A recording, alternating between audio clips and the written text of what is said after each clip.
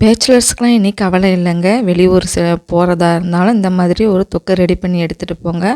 வீட்டில் உள்ள சின்ன வெங்காயத்தை வச்சு சூப்பரான ஒரு தொக்குங்க. இட்லி, தோசை கூட, தயிர் சாதம் கூட, சாம்பார் சாதம் கூடலாம் சேர்த்து சாப்பிட்டா அவ்வளோ டேஸ்ட்டாக இருக்குங்க. அல்டிமேட்டான சுவையில் இருக்குங்க. வாங்க இப்போ எப்படி செய்யலான்னு பார்க்கலாம். இப்போ நான் குக்கர் எடுத்திருக்கேங்க. அந்த குக்கரில் ஒரு 2 டேபிள் ஸ்பூன் போல் நல்லெண்ணெய் விட்டுக்கலாங்க. கண்டிப்பாக நல்லெண்ணெய் தான் விடணும். இப்போ நான் 3 பச்சை மிளகாய் இந்த மாதிரி கீறிட்டு சேர்த்துக்கிறேங்க. கீறிட்டு சேர்த்தா தான் நமக்கு அது வெடிக்காமல் இருக்கும். நம்ம எண்ணெயில் அதை நல்லா ஃப்ரை பண்ணிக்க போகிறோம். அதனால் தெறிக்காமல் இருக்கும். அதுக்காக தான் கீறிட்டு சேர்த்துக்கணுங்க. இப்போ அந்த எண்ணெயிலே கொஞ்சம் கலர் சேஞ்ச் ஆகிற அளவுக்கு நம்ம இந்த பச்சை மிளகாயை நல்லா இப்போ கலந்து விட்டுக்கலாங்க. பாருங்கள், இந்த அளவுக்கு நமக்கு நிறம் மாறி வருது. இப்போ நான் காரத்துக்கு 3 மிளகாய் எடுத்திருக்கேங்க. இப்போ நான் ஒரு 150 கிராம் சின்ன வெங்காயத்தை இந்த மாதிரி தோல் நீக்கிட்டு நான் எடுத்து வச்சுக்கிறேங்க. இந்த பச்சை மிளகாய் கலர் சேஞ்ச் ஆன இந்த சின்ன வெங்காயத்தை நம்ம சேர்த்துக்கலாங்க. 150 கிராம் சின்ன வெங்காயத்துக்கு நான் 3 பச்சை மிளகாய் எடுத்திருக்கேங்க. எனக்கு இந்த காரம் கரெக்டாக இருந்துச்சு. இன்னும் காரத்துக்கு நம்ம சில பொருட்கள்லாம் சேர்க்கணுங்க. அதனால தான் எனக்கு 3 பச்சை மிளகாய் நான் சேர்த்துக்கிறேன். உங்களுக்கு எந்த அளவுக்கு காரம் தேவையோ நீங்கள் அந்த அளவுக்கு மிளகாய் சேர்த்துக்கோங்க. இந்த எண்ணெயில் நல்லா நம்ம கலந்து விட்டுக்கலாங்க. சின்ன வெங்காயம் சேர்த்து நல்லா இந்த எண்ணெயிலே நல்லா வதக்கி விட்டுக்கலாங்க. இந்த பாருங்கள், இந்த அளவுக்கு வந்திருக்கு. இப்போ நான் ஒரு நெல்லிக்காய் சைஸு புளி எடுத்து வச்சுருக்கேங்க. அந்த புளியில் உள்ள நரம்பு இப்போ ஓடு இருந்தால் நீங்கள் எடுத்துடலாம். எடுத்துட்டு இந்த மாதிரி நம்ம அந்த சின்ன வெங்காயம் கூடவே நம்ம சேர்த்துக்கலாங்க. புளி கரைச்சிலாம் சேர்க்க வேணாம், அப்படியே நம்ம சேர்த்துக்க போகிறோம். அதையும் சேர்த்து நல்லா இப்போ கலந்துக்கலாங்க. ஒரு 2 நிமிஷம் நம்ம அப்படியே கலந்துக்கலாங்க. இப்போ இந்த சின்ன வெங்காயத்துக்கு தேவையான அளவு நான் உப்பு சேர்த்துக்கிறேங்க. நான் ஒரு 1/4 டீஸ்பூன் போல் உப்பு சேர்த்துக்கிறேங்க. சேர்த்து இப்போ ஒரு தடவை கலந்து விட்டுக்கலாங்க.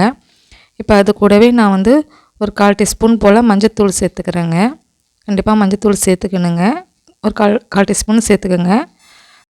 இப்போ பாருங்கள், இந்த மாதிரி நல்லா கலந்து விட்டுக்கோங்க. ஒரு 2 நிமிஷம் அந்த எண்ணெயிலே நல்லா இந்த சின்ன வெங்காயத்தை பச்சை மிளகாய் எல்லாம் சேர்த்து நல்லா கலந்து விட்டுக்கோங்க. அருமையான ஒரு தொக்குங்க.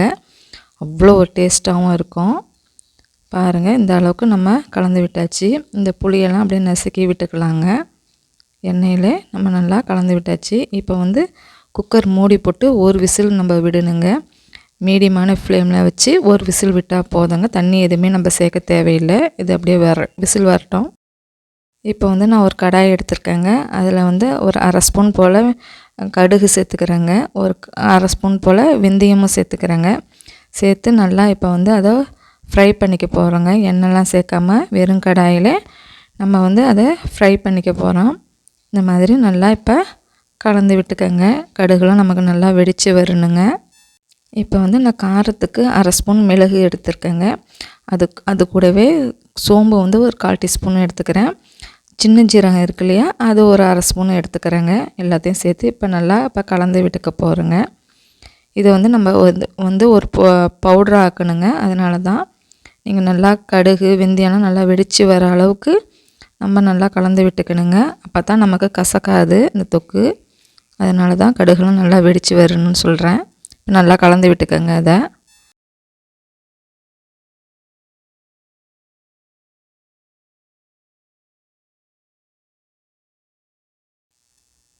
இப்போ பாருங்கள், நமக்கு நல்லா கலந்து விட்டாச்சு. நல்லா வெடிச்சும் வருது. இது அப்படியே ஆற வச்சுட்டு மிக்சியில் அரைச்சிக்கலாங்க.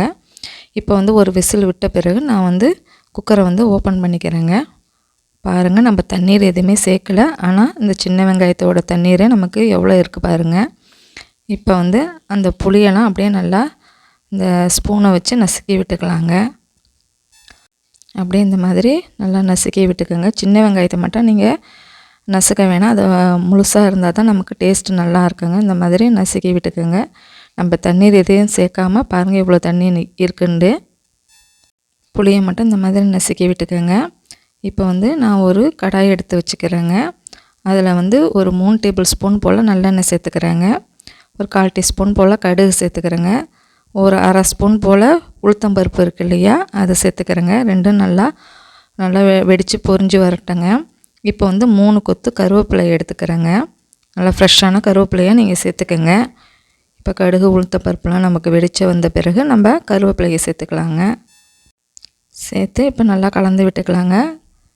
இந்த மாதிரி ஒரு கலர் நல்லா மாறின பிறகு நம்ம வந்து அடுத்த பொருள்லாம் சேர்த்துக்கலாங்க.